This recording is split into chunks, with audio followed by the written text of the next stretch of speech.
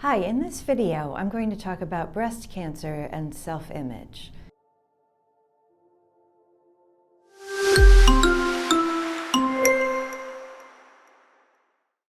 Our self-image is how we feel about ourselves, usually the outside part of ourselves, but it's also how we feel about our whole being. Why would breast cancer affect our self-image? Well, there are a lot of things that happen to the body. We have surgery, you might have chemotherapy, you become more dependent on other people. If you have chemotherapy, you may lose your hair and even your eyelashes and eyebrows. If you want to learn more about your treatment options and whether chemotherapy might be part of your treatment plan, visit Yerbba.com. I'm going to start with surgery because that's usually one of the earliest things that happen, and follow that with other changes related to chemotherapy. So surgery options include preserving the breast through breast conserving surgery or a mastectomy. And mastectomy, which is removal of the whole breast, can be accompanied by reconstruction. We have other videos that cover that, but just briefly, coming out of anesthesia without a breast, we call it a breast mound, when it's been reconstructed, can be really hard for people.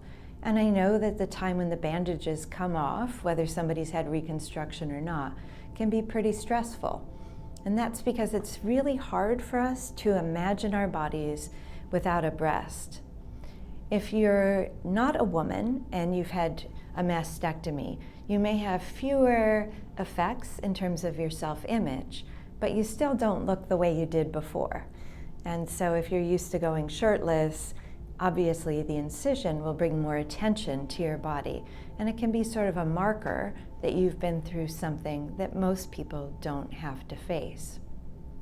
You may be perfectly comfortable with the way the mastectomy incision looks, and that's great.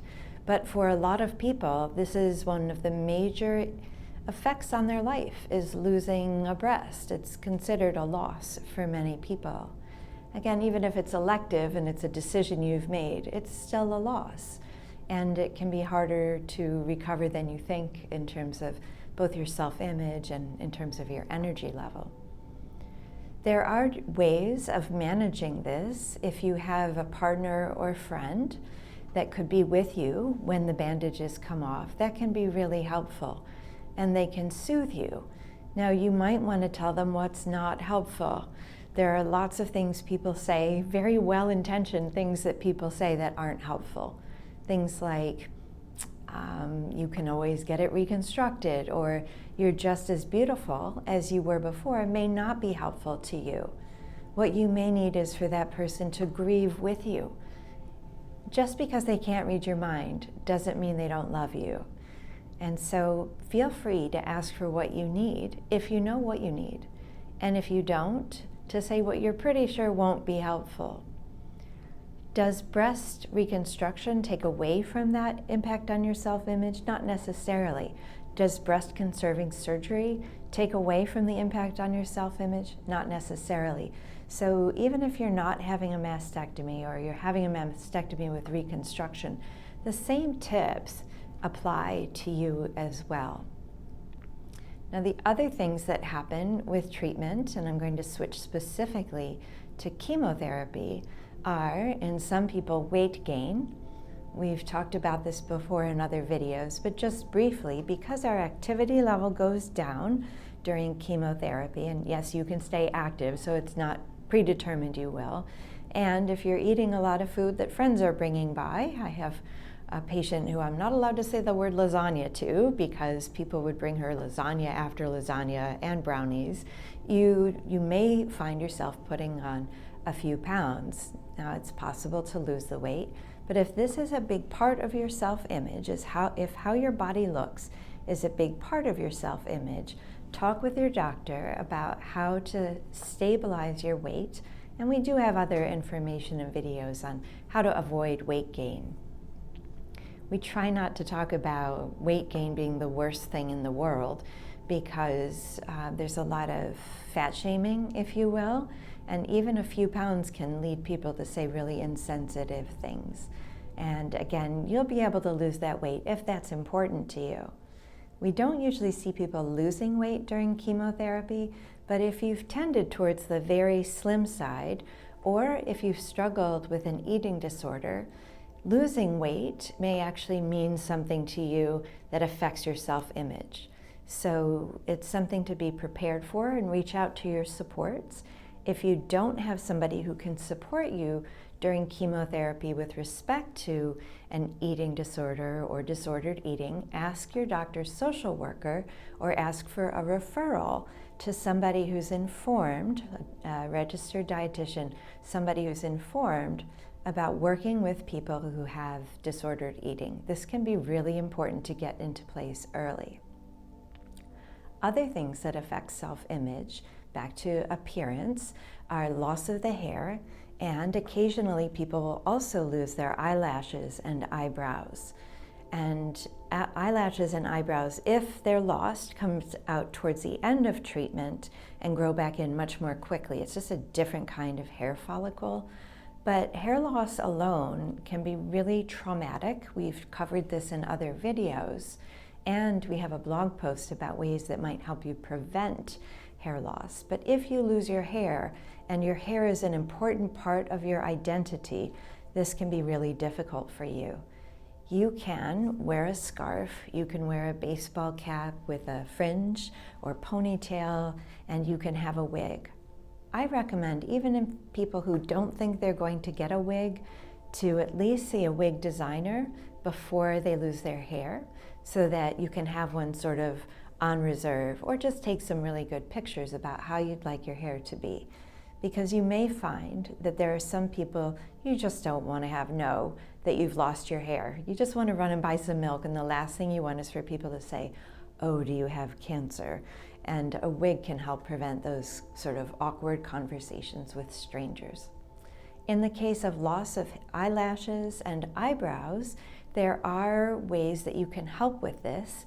There are, of course, makeup tips and tricks, and the American Cancer Society has a program called Look Good, Feel Better that addresses exactly that. Scarves, wigs, and how to put on makeup so it's less obvious that you've lost your lashes and brows.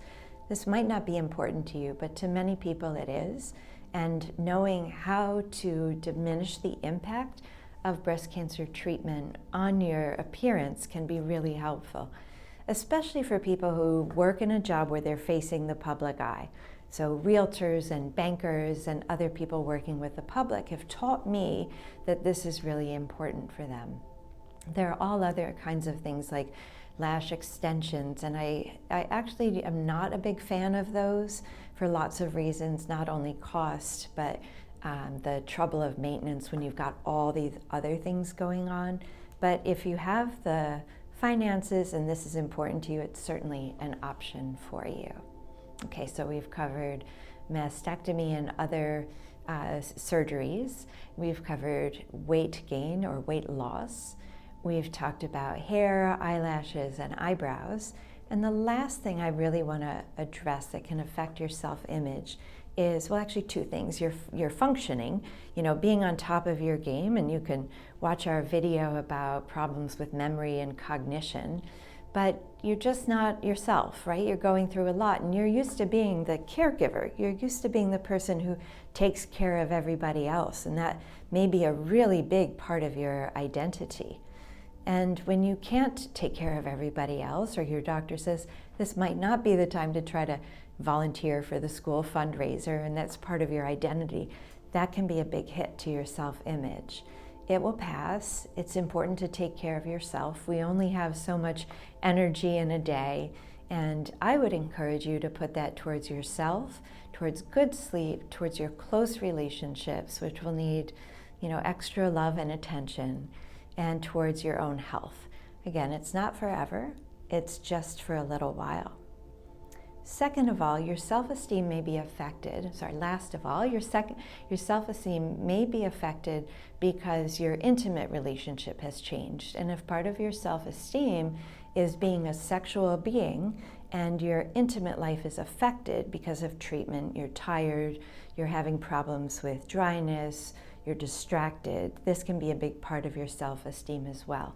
This is where really good communication with your partner or partners is really important. If you see a gynecologist, talking with the gynecologist about ways that can help. Maintaining an active, intimate life is important, even without penetration or with penetration. Just know that sexual health is part of your overall health, and if your self-esteem is tied up with your sexual being, your sexuality, it's important to know that you can talk to your doctor about this, and if you feel uncomfortable talking with your doctor, a support group could be helpful, a social worker could be helpful, or a therapist can be helpful. I've covered a lot. If you want to know more about the treatment options you might be hearing about, visit Yerbba.com. And if this video has been helpful, click like and subscribe, because that helps other people find this video, people who are going through the same sorts of things that you are. And don't hesitate to drop a question or comment in the chat. We'll get back to you as soon as we can.